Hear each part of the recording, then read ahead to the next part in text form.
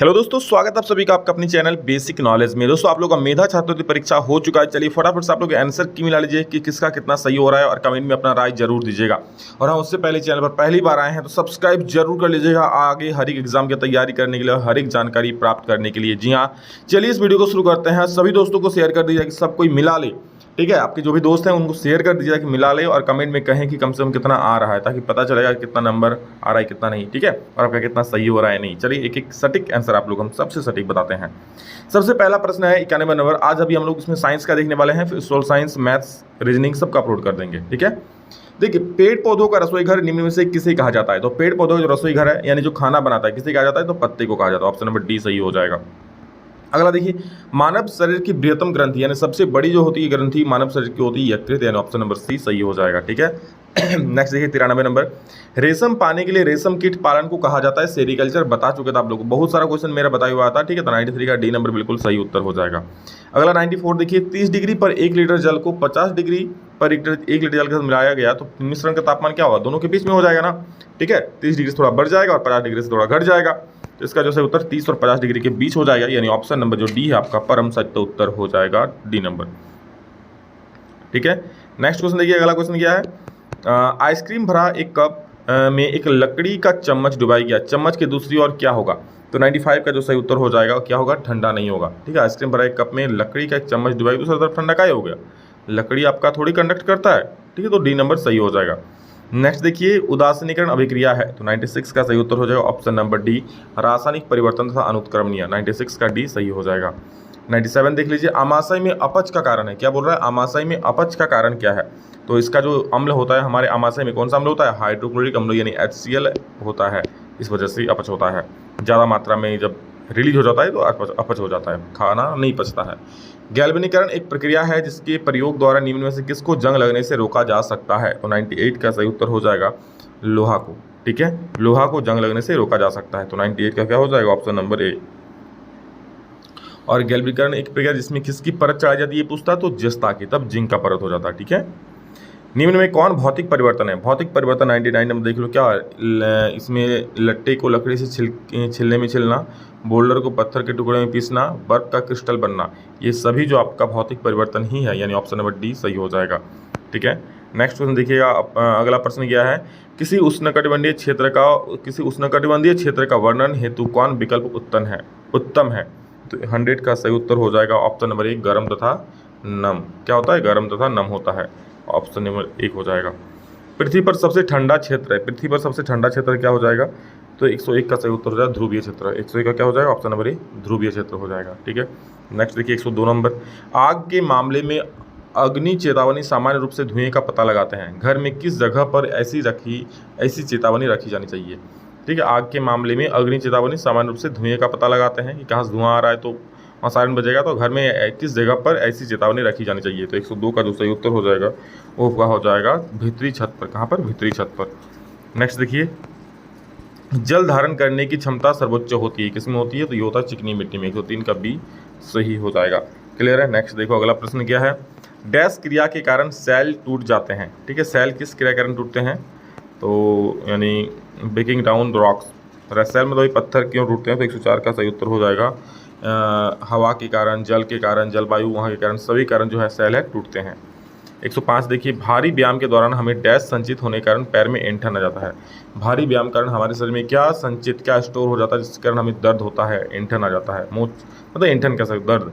तो लैक्टिक अम्ल के कारण, लैक्टिक अम्ल के निर्माण के कारण दर्द होता है। अगला क्वेश्चन देखिए क्या है? 106 नंबर। कोशिकाओं में भोजन के टूटने में निम्न में से कौन सी गैस मदद करती है? जो हमारा भोजन टूटता है तो कौन सी गैस के कारण भोजन टूटता है? तो ऑक्सीजन के कारण। ठीक है, 106 का जो सही उत्तर हो जाएगा बी नंबर, ऑक्सीजन। वो ग्लूकोज से मिलकर फिर ऊर्जा देता है। अगला देखिए, निम्न में कौन ऑक्सीजन भरी रक्त को हृदय से शरीर के में सभी जगहों पर वहन करता है? ऑक्सीजन भरी रक्त को, मतलब ऑक्सीजनित रक्त को, मतलब शुद्ध रक्त को पूरा शरीर में बहाता है कौन? धमनी। और वही बोलता है कि कार्बन डाइऑक्साइड युक्त रक्त को तब सीरा हो जाता है। ठीक है, नेक्स्ट देखिए क्या है? पौधों में जड़ से जल तथा खनिज पोषक तत्वों द्वारा किसके द्वारा तना तथा पत्तों तक पहुंचता है? क्या हो रहा है कि पौधों में जड़ से जल तथा खनिज पोषक तत्व किसके द्वारा तना तथा पत्तों तक पहुंचता है? तो जल और खनिज लवण का वहन कौन करता है? जाइलम करता है। और भोजन का पूछता तब फ्लोएम होता है। ठीक है, तो ऑप्शन नंबर ए सही हो जाएगा। 109 पौधों का जनन अंग क्या है? तो पौधों का जनन अंग फूल में होता है। पुंग केसर, स्त्री केसर, ये सब सारे फूल में ही होते हैं ना। अगला प्रश्न देखिए क्या है 110 नंबर। यदि एस द्वारा चाल को व्यक्त किया जाता है, डी द्वारा दूरी तथा टी द्वारा समय को व्यक्त किया जाता है, तो इन राशियों के बीच संबंध क्या हो जाएगा? तो आपको पता है कि क्या होता है, चाल बराबर दूरी बटा समय। तो चाल है एस बराबर दूरी मतलब डी और बटा समय। तो कहीं दिख रहा है क्या? तो आपको ये वाला ऑप्शन दिख रहा है। देखो कि 1/t गुना डी है ना, तो जब 1/t और गुना डी करोगे मतलब क्या होगा? d/t ही होगा। तो d/t यानी ऑप्शन नंबर सी सही हो जाएगा। अगला है 111 नंबर। देखो किसी वाहन द्वारा चली गई दूरी को मापा जाता है ऑडोमीटर में। गाड़ी द्वारा चली गई दूरी को ऑडोमीटर में मापते हैं हम लोग, और चली स्पीड को गाड़ी का उसको स्पीडोमीटर से मापते हैं। ठीक है, अगला क्वेश्चन है हमारा क्या, देखो कि विद्युत हीटर में तार की एक कुंडली रहती है जिसे जाना जाता है। तार की कुंडली रहती है जिसे किससे जाना जाता है? तो उसे जाना जाता है फिलामेंट, एलिमेंट, स्प्रिंग के रूप में या कॉम्पोनेंट के रूप में। तो 112 का जो सही उत्तर हो जाएगा, ठीक है, उसे फिलामेंट के रूप में जानता है। ठीक है, क्या बोलते हैं उसे? फिलामेंट के रूप में जानते हैं। अगला देखिए, विद्युत का चुंबकीय प्रभाव कौन आविष्कार किया था? थॉमस अल्वा एडिसन नहीं, अलेक्जेंडर ग्राहम बेल नहीं, हांस क्रिश्चियन ऑरस्टेड, बिल्कुल ऑरस्टेड नहीं किया था। तो ऑप्शन नंबर सी सही हो जाएगा। ठीक है, 113 के बाद 114 नंबर। समतल दर्पण द्वारा बना प्रतिबिंब। समतल दर्पण मतलब जिसमें हम लोग अपना चेहरा देखते हैं, वो कैसा प्रतिबिंब बनाता है? तो वो बनाता है आभासी था सीधा बनाता है। कैसे बनाता है? आभासी और सीधा। अगला प्रश्न है किसी चमकते चम्मच की भीतरी सतह व्यवहार करती है। चम्मच आप देखते हो कोई चम्मच ऐसा है, ठीक है, तो चम्मच की जो भीतरी सतह ये वाला, ये क्या एक अवतल दर्पण जैसा व्यवहार कर रहा है ना। लेकिन अगर बाहरी सतह बोलता तो भीतरी सतह तो अवतल दर्पण हो गया, बाहरी सतह कैसा हो जाए? उत्तल दर्पण। तो भीतरी सतह पूछा है तो 115 का सही उत्तर क्या हो जाएगा? ऑप्शन नंबर बी, अवतल दर्पण जैसा प्रतीत होता है, व्यवहार करता है। बाहरी सतह बोलता है तो बाहरी सतह उत्तल दर्पण जैसा। ठीक है, अगला देखिए 116 नंबर। विश्व जल दिवस कब मनाया जाता है? तो विश्व जल दिवस 22 मार्च को मनाया जाता है। ऑप्शन नंबर ए सही हो जाएगा। विश्व जल दिवस 22 मार्च, ऑप्शन ए सही।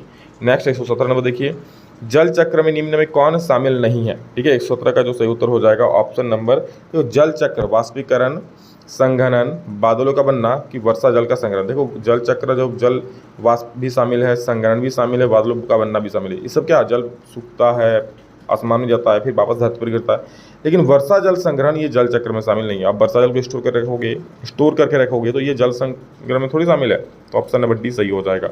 118 देखिए, जंगल गायब हो जाने से सबसे तत्कालिक परिणाम क्या होगा? तो जंगल अगर गायब हो जाएगा तो देखो क्या हो जाएगा, मृदा अपरदन, पृथ्वी तापमान में वृद्धि, जैव विविधता की हानि की वायु गुणवत्ता में ह्रास।